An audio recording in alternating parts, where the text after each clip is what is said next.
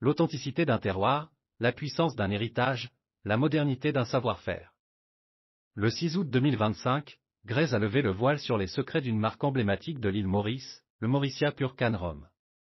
Nous avons eu l'opportunité de suivre ce voyage, du champ au nouvel alambic, en compagnie des membres de la presse mauricienne et de partenaires stratégiques. Notre journée a débuté au cœur de la maison de Mauricia pour une première rencontre avant de se diriger vers la sucrerie Agriterra, où la saison de coupe, la magie opère.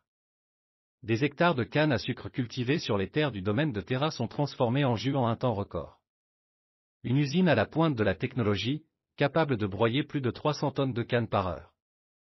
Michael Assing a indiqué à la presse que la production de sucres spéciaux avoisine les 80 000 tonnes par récolte et que le jus de canne passe par des étapes, du pur jus à la mélasse. Donc, première étape, c'est l'alimentation de la canne, sur la chaîne de production. Deuxième, c'est la préparation de la canne, par un appareil un équipement qu'on appelle le shredder. Troisième, c'est l'extraction du jus, donc à travers les moulins, donc on appelle l'étape du broyage. Quatrième, c'est l'étape de la clarification, qui inclut aussi l'étape du réchauffage et aussi du chaulage.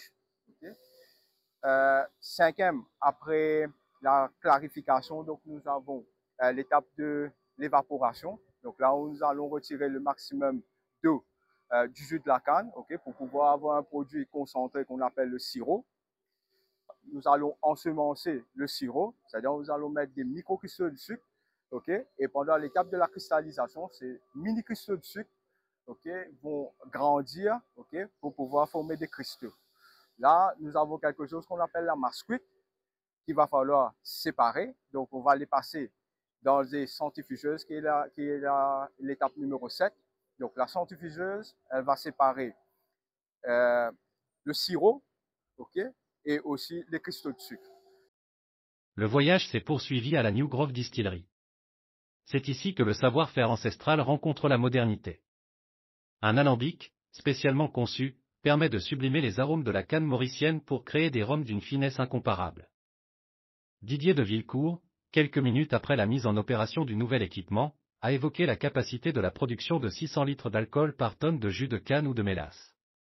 Dans le processus de recherche et de nouveaux produits, donc on a un nouvel équipement qu'on va vous révéler aujourd'hui, et c'est un alambic à double taux. On peut faire le jus de canne et l'alambic, la mélasse. Cette journée d'immersion nous a permis de comprendre que le Mauricia Pure Cane Rhum est bien plus qu'une boisson. C'est l'expression d'un terroir, d'un héritage et d'un engagement durable. Une fierté mauricienne en constante évolution.